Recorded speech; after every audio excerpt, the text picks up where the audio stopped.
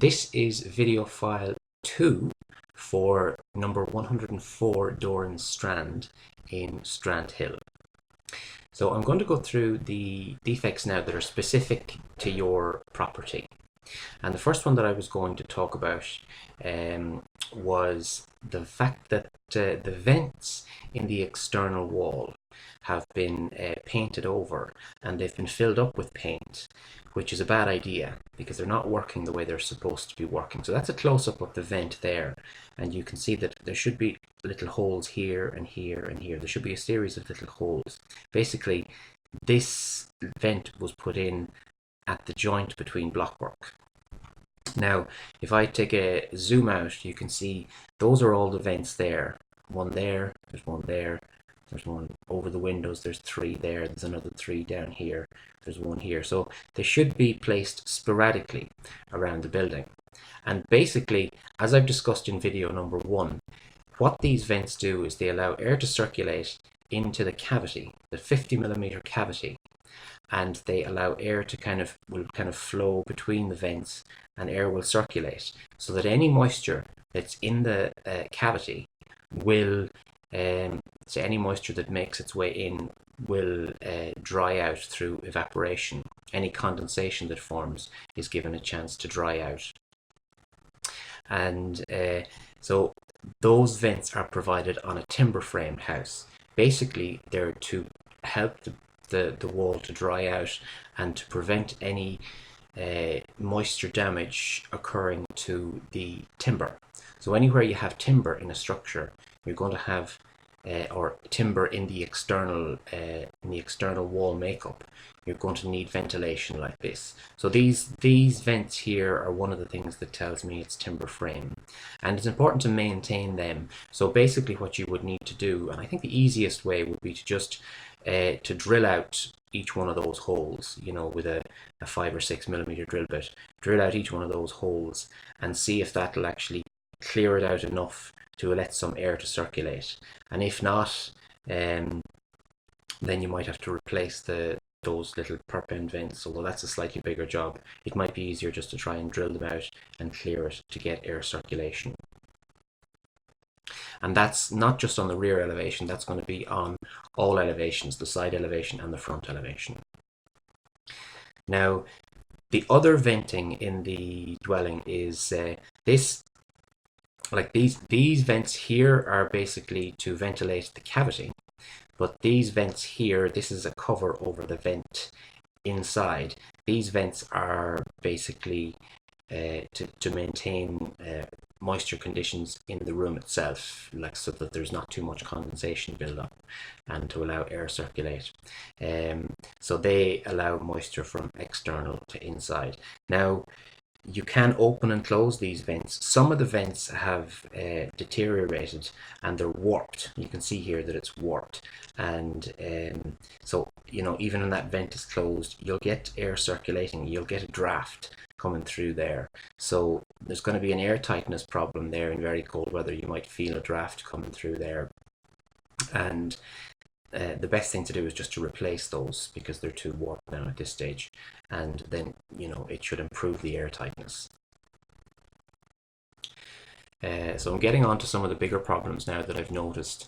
When I tested your heating system, now your heating system is zoned, so you have 3 zones. Effectively, your heating downstairs and your heating upstairs are working independently, so you can turn on the heating downstairs without turning on the heating upstairs, and vice versa, or you can have them both on. And there's a third one in that the water is on a separate system as well, so you can heat the water without heating the radiators. And in order to operate those 3 zones independently, you have these this thing here, which is called a solenoid, which is basically just a valve that you open and close, but it's not a valve that's open and closed manually.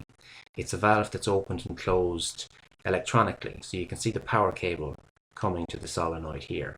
It is just an on-off valve that opens and closes the pipes, but it opens and closes it electronically. So when you turn on the heating here at your at this pad here, the control pad, you turn on the heating, then it'll open close this valve electronically. So that's what it does.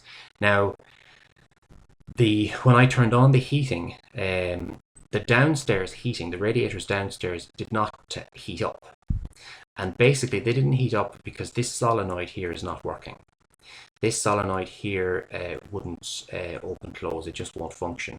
So the only way that I could turn on the heating downstairs was to manually, there's a manual override on the side of this solenoid here, which I had to basically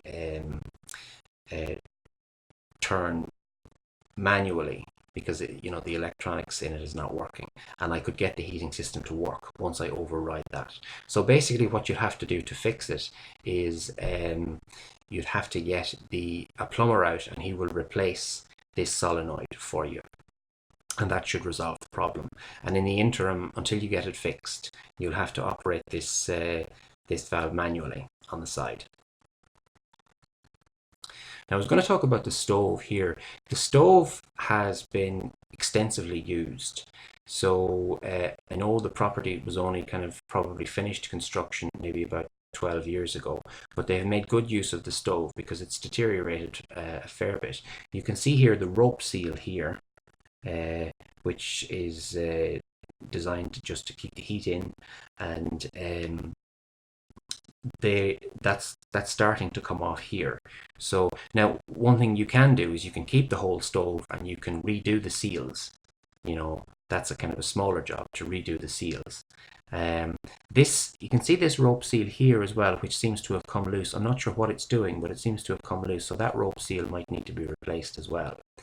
So at the very minimum, the stove needs to be serviced so that it's working properly.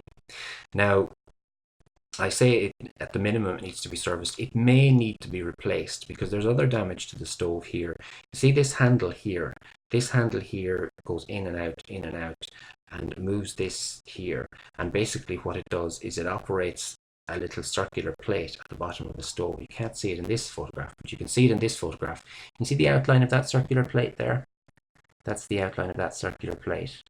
So when you move this in and out, it moves this circular plate over and back, and basically what it does is it agitates the the coal in the fire or whatever you're burning, and helps the dust, the ashes to come down, and just to kind of help the fire get going. Now it does appear to be, I couldn't move this at all, I tried for a while, that does appear to be welded in position because I suppose so much use on the fire, and it just it's just, I suppose it's probably reaching the end of its life, and this can't be moved. So the stove may still work, but it probably has limited functionality in that this plate can't be used.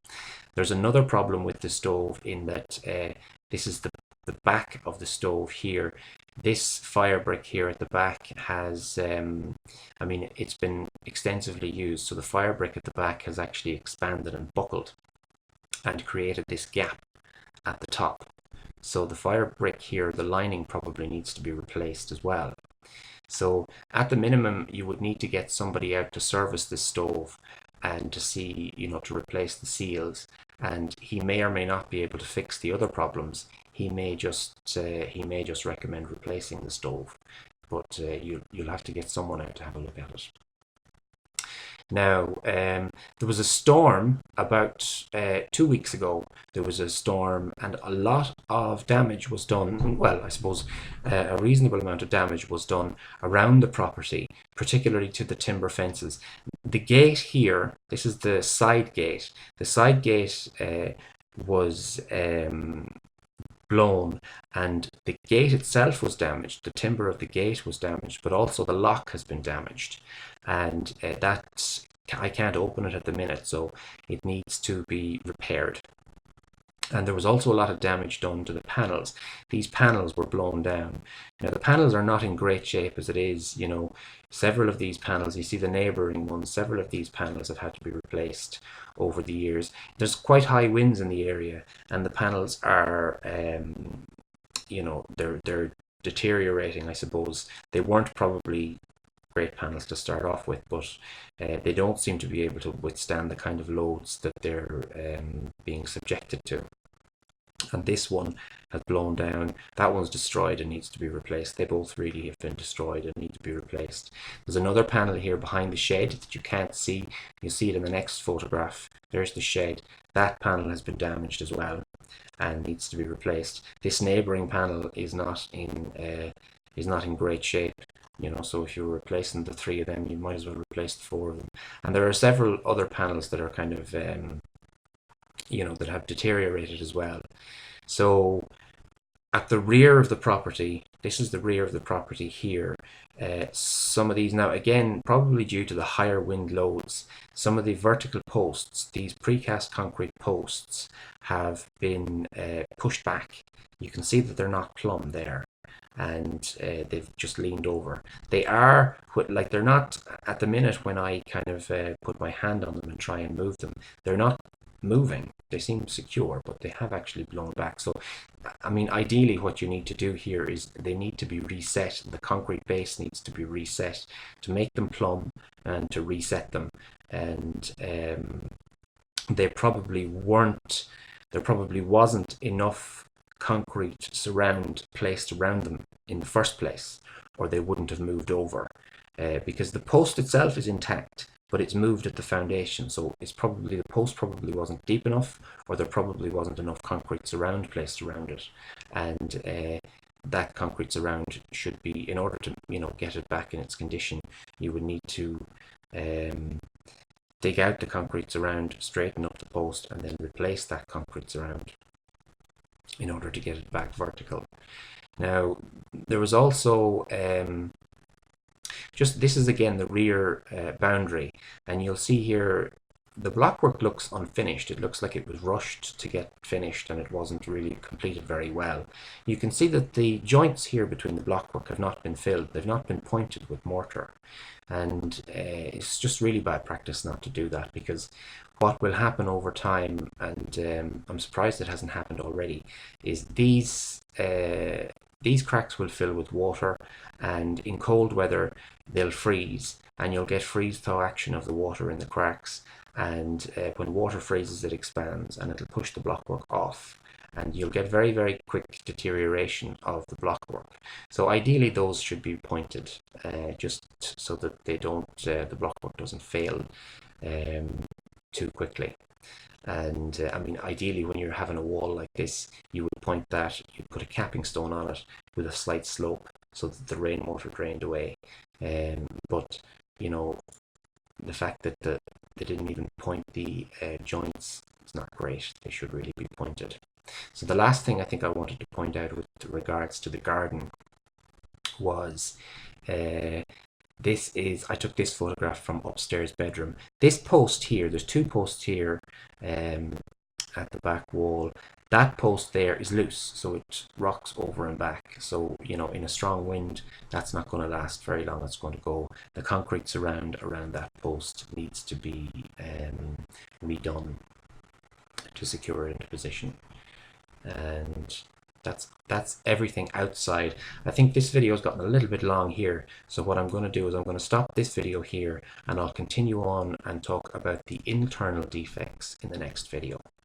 All right.